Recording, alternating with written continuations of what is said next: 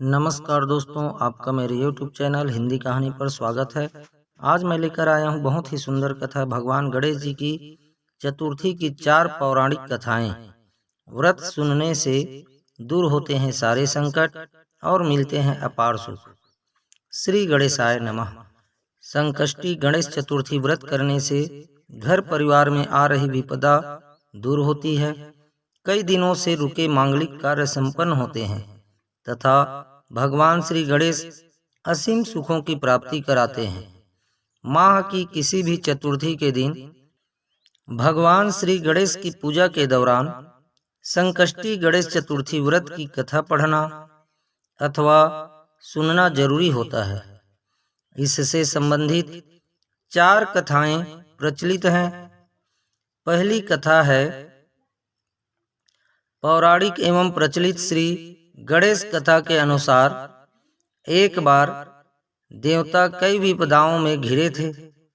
तब वह मदद मांगने भगवान शिव के पास आए। उस समय शिव के साथ कार्तिकेय तथा गणेश जी भी बैठे थे। देवताओं की बात सुनकर शिव जी ने कार्तिकेय व गणेश जी से पूछा कि तुम में से कौन देवताओं के कष्टों का निवारण कर सकता है।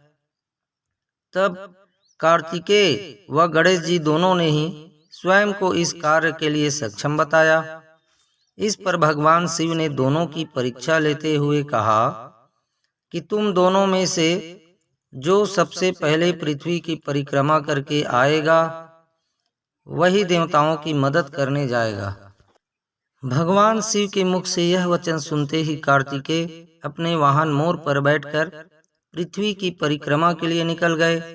परंतु गणेश जी सोच में पड़ गए कि वह चूहे के ऊपर चढ़कर सारी पृथ्वी की परिक्रमा करेंगे तो इस कार्य में उन्हें बहुत समय लग जाएगा। तभी उन्हें एक उपाय सूझा।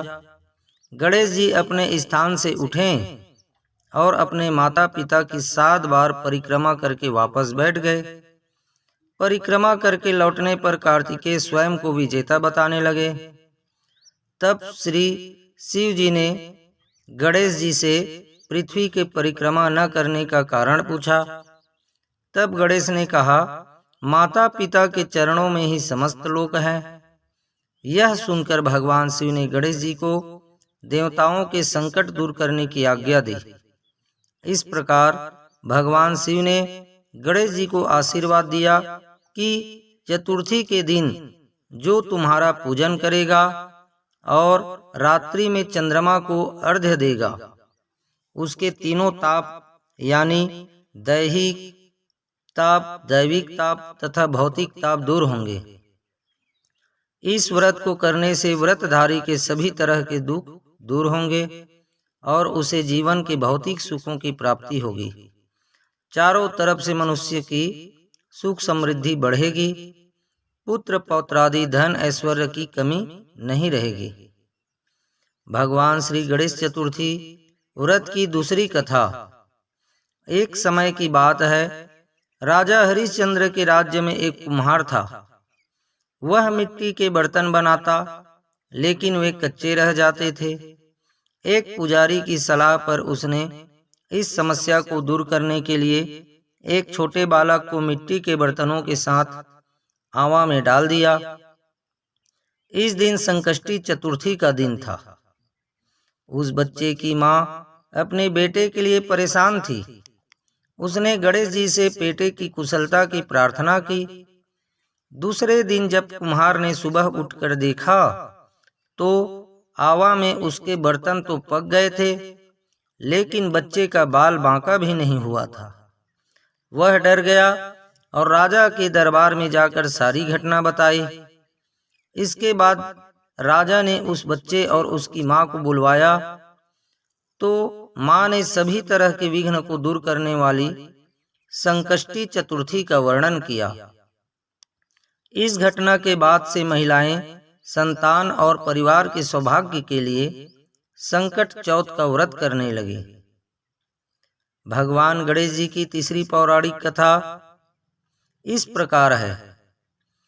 एक समय की बात है कि विष्णु भगवान का विवाह लक्ष्मी जी के साथ निश्चित हो गया। विवाह की तैयारी होने लगी। सभी देवताओं को निमंत्रण भेजे गए, परंतु गणेश जी को निमंत्रण नहीं दिया। कारण जो भी रहा हो, अब भगवान विष्णु की बारात जाने का समय आ गया। सभी देवता अपनी पत्नियों के साथ विवाह समारोह में आए। उन सब ने देखा कि गणेश जी कहीं दिखाई नहीं दे रहे हैं। तब वे आपस में चर्चा करने लगे कि क्या गणेश जी को नहीं न्योता है या स्वयं गणेश जी ही नहीं आए हैं। सभी को इस बात पर आश्चर्य होने लगा। तभी सबने विचार किया कि विष्णु भगवान से ही इसका कारण पूछा जाए। विष्णु भगवान से पूछने पर उन्होंने कहा कि हमने गणेश जी के पिता भोलेनाथ महादेव को न्योता भेजा है। यदि गणेश जी अपने पिता के साथ आना चाहते तो आ जाते, अलग से न्योता देने की कोई आवश्यकता भी नहीं थी। दूसरी बात यह है कि उनको 1.25 मन मूंग, 1.25 मन चावल, 1.25 मन घी और 1.25 मन लड्डू का भोजन दिन भर में चाहिए। यदि गणेश जी नहीं आएंगे तो कोई बात नहीं, दूसरे के घर जाकर इतना सारा खाना पीना अच्छा भी नहीं लगता। इतनी वार्ता कर ही रहे थे कि किसी ने एक सुझाव दिया, यदि गणेश जी आ भी जाए तो उनको द्वारपाल बनाकर बैठा देंगे कि आप घर की रखवाली करना। आप तो चूहे पर बैठकर धीरे धीरे चलोगे तो बारात से बहुत पीछे रह जाओगे। यह सुझाव भी सबको पसंद आ गया, तो विष्णु भगवान ने भी अपनी सहमति दे दी। होना क्या था कि इतने में गणेश जी वहां आ पहुंचे और उन्हें समझा बुझाकर घर की रखवाली करने बैठा दिया। बारात चल दी। तब नारद जी ने देखा कि गणेश जी तो दरवाजे पर ही बैठे हुए हैं, तो वे गणेश जी के पास गए और रुकने का कारण पूछा। गणेश जी कहने लगे कि विष्णु भगवान ने मेरा बहुत अपमान किया है। नारद जी ने कहा कि आप अपनी मूषक सेना को आगे भेज दें तो वह रास्ता खोद देगी, जिससे उनके वाहन धरती में धंस जाएंगे।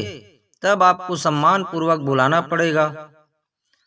अब तो गणेश जी ने अपनी मूषक सेना जल्दी से आगे भेज दी और सेना ने जमीन पोली कर दी। जब बारात वहां से निकली तो रथों के पहिए धरती में धंस गए। लाख कोशिश करें, सभी ने अपने अपने उपाय किए, परंतु पहिए तो नहीं निकले, बल्कि जगह जगह से टूट गए। किसी की समझ में नहीं आ रहा था कि अब क्या किया जाए। तब तो नारद जी ने कहा, आप लोगों ने गणेश जी का अपमान करके अच्छा नहीं किया। यदि उन्हें मना कर लाया जाए तो आपका कार्य सिद्ध हो सकता है और यह संकट टल भी सकता है। शंकर भगवान ने अपने दूत नंदी को भेजा और वे गणेश जी को लेकर आए। गणेश जी का आदर सम्मान के साथ पूजन किया। तब कहीं रथ के पहिए निकले। अब रथ के पहिए निकल तो गए, परंतु वे टूट फूट गए, तो उन्हें सुधारे कौन। पास के खेत में खाती काम कर रहा था, उसे बुलाया गया।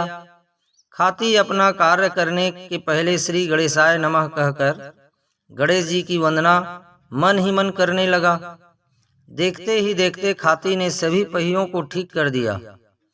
तब खाती कहने लगा कि हे देवताओं, आपने सर्वप्रथम गणेश जी को नहीं मनाया होगा और न ही उनकी पूजन की होगी, इसीलिए तो आपके साथ यह संकट आया है। हम तो मूर्ख अज्ञानी हैं, फिर भी पहले गणेश जी को पूजते हैं, उनका ध्यान करते हैं। आप लोग तो देवतागण है, फिर भी आप गणेश जी को कैसे भूल गए। अब आप लोग भगवान श्री गणेश जी की जयकार बोलिए तो आपके सब काम बन जाएंगे और कोई संकट भी नहीं आएगा। ऐसा कहते हुए बारात वहां से चल दी और विष्णु भगवान का लक्ष्मी जी के साथ विवाह संपन्न करा के सभी सकुशल घर लौट आए। हे गणेश जी महाराज, आपने विष्णु को जैसो कारज सारियो ऐसो कारज सबको सिद्ध कर जो। बोलो गजानन भगवान की जय। चौथी कथा भगवान श्री गणेश चतुर्थी व्रत की पौराणिक कथा इस प्रकार है। एक बार भगवान शिव तथा माता पार्वती नर्मदा नदी के किनारे बैठे थे। वहां माता पार्वती ने भगवान शिव से समय व्यतीत करने के लिए चौपड़ खेलने को कहा। शिव चौपड़ खेलने के लिए तैयार हो गए, परंतु इस खेल में हार जीत का फैसला कौन करेगा, यह प्रश्न उनके समक्ष उठा। तो भगवान शिव ने कुछ तिनके एकत्रित कर उसका एक पुतला बनाकर उसकी प्राण प्रतिष्ठा कर दी और पुतले से कहा, बेटा हम चौपड़ खेलना चाहते हैं, परंतु हमारी हार जीत का फैसला करने वाला कोई नहीं है, इसीलिए तुम बताना कि हम दोनों में से कौन हारा और कौन जीता। उसके बाद भगवान शिव और माता पार्वती का चौपड़ खेल शुरू हो गया। यह खेल 3 बार खेला गया और संयोग से तीनों बार माता पार्वती ही जीत गई। खेल समाप्त होने के बाद बालक से हार जीत का फैसला करने के लिए कहा गया, तो उस बालक ने महादेव को विजयी बताया। यह सुनकर माता पार्वती क्रोधित हो गई और क्रोध में उन्होंने बालक को लंगड़ा होने, कीचड़ में पड़े रहने का श्राप दे दिया। बालक ने माता पार्वती से माफी मांगी और कहा कि यह मुझसे अज्ञानतावश ऐसा हुआ है, मैंने किसी द्वेष भाव में ऐसा नहीं किया। बालक द्वारा क्षमा मांगने पर माता ने कहा, यहाँ गणेश पूजन के लिए नाग कन्याएं आएगी, उनके कहे अनुसार तुम गणेश व्रत करो, ऐसा करने से तुम मुझे प्राप्त करोगे। यह कहकर माता पार्वती शिव के साथ कैलाश पर्वत चली गई। 1 वर्ष बाद उस स्थान पर नाग कन्याएं आई। तब नाग कन्याओं से श्री गणेश के व्रत की विधि मालूम करने पर उस बालक ने 21 दिन लगातार गणेश जी का व्रत किया। उसकी श्रद्धा से गणेश जी प्रसन्न हुए। उन्होंने बालक को मनोवांछित फल मांगने के लिए कहा। उस पर बालक ने कहा, हे विनायक, मुझ में इतनी शक्ति दीजिए कि मैं अपने पैरों से चलकर अपने माता पिता के साथ कैलाश पर्वत पर पहुंच सकूं और वे यह देख प्रसन्न हो। तब बालक को वरदान देकर श्री गणेश अंतर्ध्यान हो गए। इसके बाद वह बालक कैलाश पर्वत पर पहुंच गया और कैलाश पर्वत पर पहुंचने की अपनी कथा उसने भगवान शिव को सुनाई। चौपड़ वाले दिन से माता पार्वती शिव जी से विमुख हो गई थी, अतः देवी के रुष्ट होने पर भगवान शिव ने भी बालक के अनुसार बताए अनुसार 21 दिनों तक श्री गणेश का व्रत किया। इस व्रत के प्रभाव से माता पार्वती के मन से भगवान शिव के लिए जो नाराजगी थी वह समाप्त हो गई।